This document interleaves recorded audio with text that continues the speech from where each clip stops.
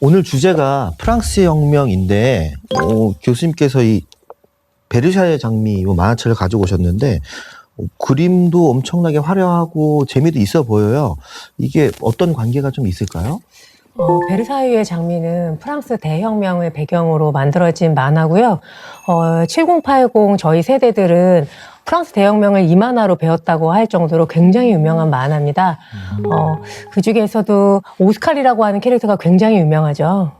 네, 저도 오스카를 기억을 하는데요. 남장을 한 여자잖아요. 근데 지금 보니까 오스칼도 매력적이지만 마리 앙뚜아네트가 정말 매력적인 그런 캐릭터인 것 같아요. 근데 혹시 이때 당시 그 프랑스 궁정에 이 패셔니스타가 이 마리 앙뚜아네트라는 거 혹시 교수님들 알고 계세요? 모르셨구나. 네. 이때 이제 유명한 헤어스타일 중에 푸푸라고 하는 헤어스타일이 있었어요. 이 스타일은 머리를 풍선처럼 부풀리는 거예요. 한 30에서 60cm 정도로 부풀려서 뭐 깃털이나 리본, 뭐 채소, 과일까지 이용해서 장식을 했다고 하거든요. 근데 정말 기발한 건 이때 마리 앙뚜아네트가 기발한 그 푸푸를 한 거예요. 그러니까 프랑스하고 영국의 어떤 해전에서 이때 이제 프랑스가 승리를 하게 되는데요. 그 승리를 기념하기 위해서 그 군함의 이름이 아름다운 암탉이었거든요. 근데 아름다운 암탉머리라고 해서 이 머리에 군함을 올린 거예요.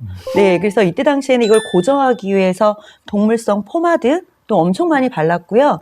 여기에 이제 옥수수나 밀 이런 가루를 이용해서 파우더를 뿌렸대요. 머리도 이제 감지 못했고 이러다 보니까 악취도 너무 심했겠죠. 그러니까 하물며 해충도 굉장히 많이 번식을 했다고 하고요. 제가 알기로는 마리 앙뚜아네트가 21살부터 탈모 증세가 있었대요. 네. 그리고 이 푸푸 스타일이 심하게는 120cm까지 그 높이가 높았고요. 무게는 무려 5kg까지 하는 것도 있었다고 하니까 제가 왜 이 말씀을 드리냐면 이때 이 마리 앙뚜아네트가 굉장히 애정하는 샴페인이 하나 있었어요. 네. 그게 이제 파이퍼 하이직이라고 하는 샴페인인데요.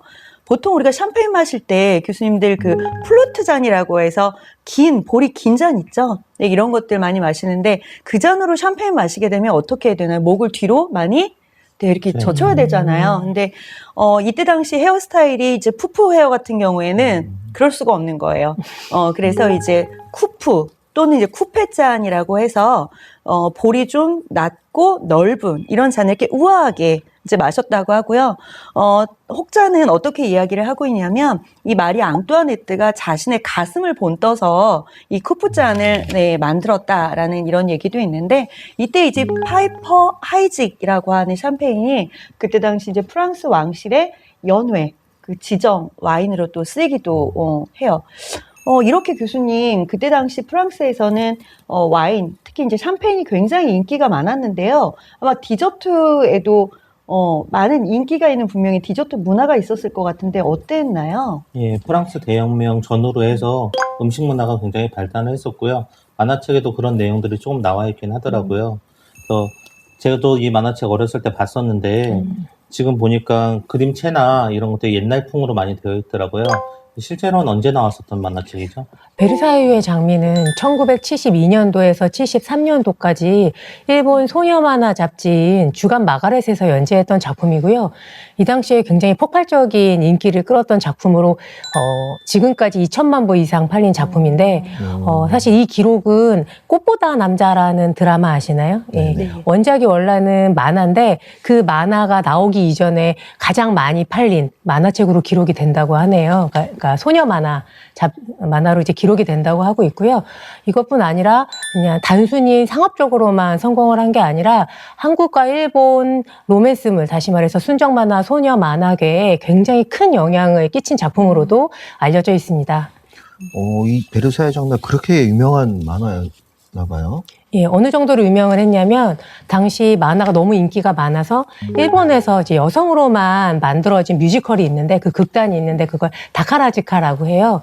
그 당시에 만화가 너무 인기가 많으니까 다카라지카로도 만들어졌고요.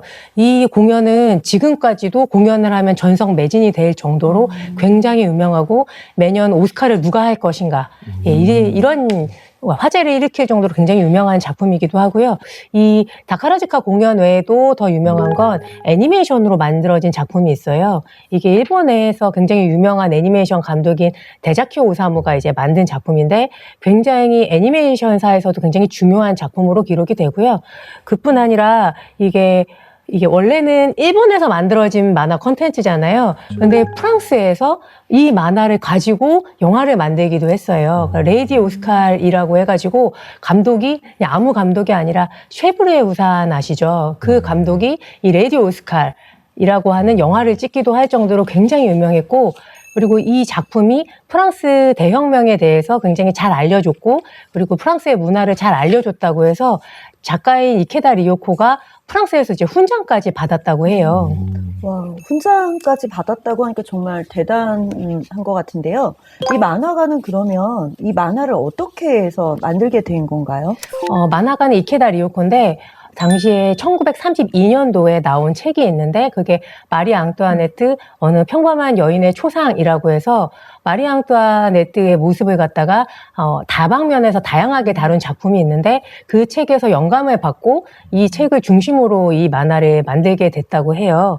그리고 사실 이 이케다 리오코가 단순히 베르사유의 장미로만 유명한 게 아니라 꽃의 24년조라고 부르는 여성 작가 그룹이 있거든요. 이 꽃의 24년조는 쇼와 24년, 다시 말해서 1949년에 태어나서 일본 소녀 만화계를 갖다가 굉장히 커다란 영향을 끼친 만화 집단의 얘기를 하게 되는데 그 그룹에 속하는데 그중에 주요 멤버가 바로 이케다 리오코고요. 잠시 아까 제가 말씀드렸던 일본과 한국 만화에 굉장히 큰 영향을 끼쳤다고 했잖아요. 그거를 제가 덧붙여서 설명을 드리자면 제가 지금 말이 왔다 갔다 하고 있는데 소녀 만화라고도 했다가 순정 만화라고도 했다가 하고 있죠. 최근에 웹툰 넘어오면서 보통은 로맨스라고 이제 부르게 되는데 이게 나라마다 용어가 달라요. 일본 같은 경우에는 소녀 만화라고 보통 부르고요. 연령대에 의해 나뉘기 때문에 소녀 만화라고 부르고 우리나라에서는 순정 만화라고 부르는데 이게 2000년대 이제 웹툰 시대로 넘어오면서 지금은 로맨스로 이제 불리고 있고요. 그런데 이 일본 소녀 만화계에서 이 작품이 왜 중요하냐면 일본의 최초의 그러니까 일본 소녀 만화의 시초라고 하는 작품이 1953년도에 나오게 되는데 혹시 어떤 작품인지 아시나요? 아톰. 예? 아톰이요? 예, 아톰은 일본 로봇물의 시초입니다. 맞으셨네요. 네, 근데 거의 반은 맞으신 게 데치카 오사무가라고 하는 만화가가 철한 아톰을 만들었는데 데치카 오사무는 일본에서 만화의 신이라고 할 정도로 아톰 외에도 다양한 장르의 시작점을 알린 작가예요. 굉장히 유명한 작가고 애니메이션 쪽에서 굉장히 유명한 분인데 이분이 아까 말씀하신 철한 아톰을 만들고 나서 연재하고 나서 그 다음에 리본의 기사라고 하는 만화를 그리게 되는데 이 내용도 남장 여자가 나와요. 저기 베르사유의 장면에서도 주인공이 남장 여자죠. 이런 것처럼 우리나라에서는 사파이어 왕자로 이제 소개가 됐고요. 그래서 데치카 오사무가 리본의 기사를 시작으로 해서 이제 일본 소녀 만화가 이제 창작이 되기 시작을 하는데 문제는 데치카 오사무라고 하는 분이 남자분이시잖아요. 그래서 일본에서 오랜 기간 동안 남자분들이 소녀 만화들을 이렇게 창작을 하시다 보니까 어떤 일이 벌어지냐면 아무래도 남성적 시각에서 그러니까 남성이 원하는 그 시대의 여성상이 드러날 수밖에 없겠죠. 그러다 보니까 굉장히 수동적인 여성상들이 많이 나왔었고요. 그리고 그 당시에 학자들이 무슨 얘기를 했냐면 옛날에 나온 소녀 만화들은 오롯이 눈물을 짜내기 위해 만드는 만화. 소녀 만화를 비하할 때 그렇게 얘기를 하게 되거든요. 이제 그런 만화들이 굉장히 많이 창작이 되는데 재밌는 건 아까 말씀드렸던 꽃의 24년조, 특히 이케다 리오코가 베르사유의 장면을 딱 연재를 하기 시작을 하면서 여성의 서사가 시작이 되고 굉장히 주체적인 여성상들이 나오게 되고요. 그리고 만화를 보시면 지금 보시면 되게 유치한 장면들이 많을 거예요.